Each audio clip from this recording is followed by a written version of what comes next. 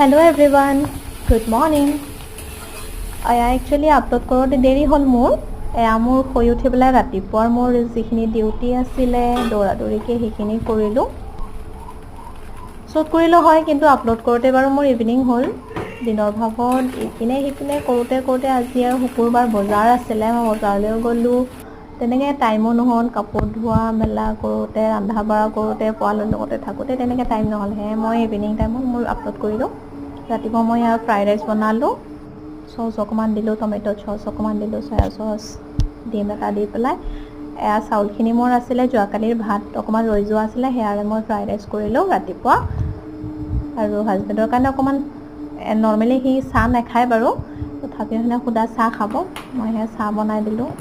মই একেবাৰে শুই উঠি চাহ খাই ল'লোঁ।